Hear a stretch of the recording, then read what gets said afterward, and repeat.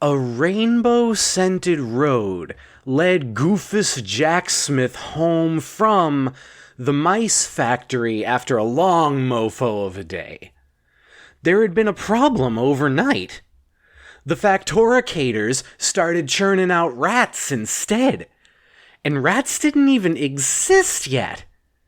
Goofus heard the news, was like, we've invented a new kind of mouse? Isn't this a good thing? And then Goofus's co-factoricator, Gerelda Steves, said, you gotta check these things out before you go patting yourself on the back here. I don't think we're getting a Nobel over this. Gerelda's contained one of these warped mice in a kind of a plastic cage. Okay, it's Tupperware. She's got one in Tupperware, poked a couple air holes in the lid just so... She figured this was going to be an apocalypse and wanted patient zero available for future next dominant species folk to take a look at. So, Goofus searches it up and down with a mouseman's monocle, says, okay. Bald tail. It's kind of a weird aesthetic. It's just a mouse, Gerelda. You're right, no Nobel Prize. I don't think this is a big deal. We can just pretend it's a new haircut for mice. Gerelda picks up the Tupperware, smacks him across the face with it, says, you don't understand just what these things are capable of, Goofus. Watch. Dons Tupperware gloves, they make those now. Opens the first Tupperware, picks up the rat, holds it. It's all squirming, right? As squirm we all when confined. As if also, though, maybe not, it's not ready for bed, is still feeling a bit goofy itself.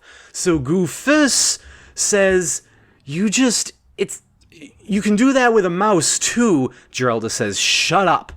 Watch. Couple minutes go by. Rat just kicking. Eventually gets tired of kicking. Bites Gerelda's whole body off. Now she's just a soul. Goofus screams and then adds, you could have led with that. Gerelda's spirit says, and missed that reaction? That was friggin' priceless. He says, you're dead now. Isn't life priceless? Gerelda says, not really. You know I've been feeling kind of down lately. Goofus says, I'm sorry. Hopefully when you rehatch 12 years from now, things will go a bit more your way. She says, here's hoping. So he heads back to home thinking, we're gonna make, we're gonna figure something out in the morning, get the PR folks on this. Maybe we'll invent a profession where your job is literally go around and murder these things. We can call it the murderer. Or possibly, maybe something better. I don't know. We'll find out. And he goes to bed, right? But one rat has stowed away in his hood, in the hoodie.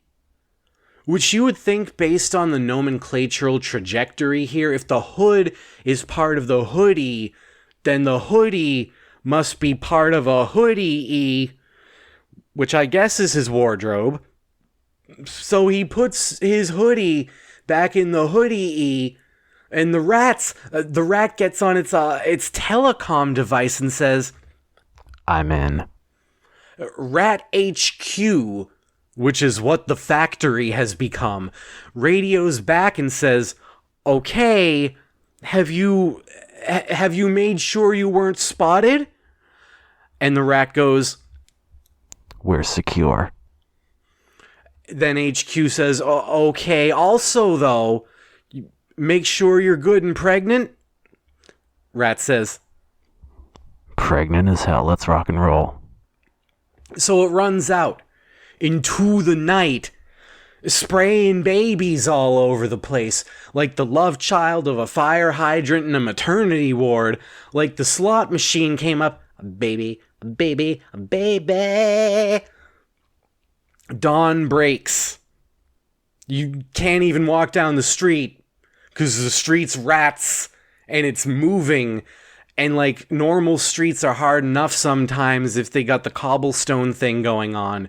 But imagine that with like conflicting escalators built in. It would be difficult, okay? Don't look at me like that.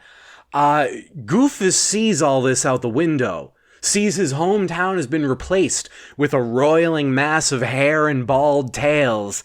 Sighs into his shoulder and goes, crap. Gets out his circular saw that his nephew did a science fair project with it year before. He'd read a mystical text that suggested filling a circular saw with rubber bands could summon the demon janitor Bohazdagon.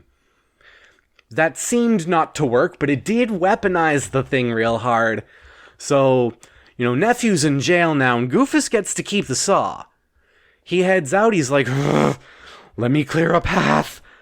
Rocket launches this saw blade from one knee. It takes out like a friggin' 1,500 mice. One half mouse is still running around with... But he's like, heck yeah. Until the now bleeding street is subsumed in more rats. I think I said mice earlier. Look, his marketing got to me, okay? PR folks did get on this and they were pretty effective. He says this is too many of them. The 1,500 wasn't enough. Never mind 101 Dalmatians, 1,001 half already dead rats. Cruella's granddaughter says, Lady Gaga's got nothing on me. Rat tail pantsuit. To my Grammy's occasion. But that's irrelevant, because the universe with Cruella, this one, in other words, it's completely lost to the rats. And Goofus realizes, he says, I need to climb back up the smelly rainbow. So Goofus climbs back up the aforementioned smelly rainbow, planning to live at the factory, but finds out the factory's been conquered. He's like, oh no, not this world too. But then he hears a whisper. It's the ghost of his former associate, Gerelda Steves, saying, why don't you hide out in this muffin tin? So he buries himself in one of the blueberry bad boys, and now he's waiting for the remaining 11 years and 364 days until she recorporeates. And then maybe there might just possibly be a chance at ending this apocalypse for their world. Not for ours.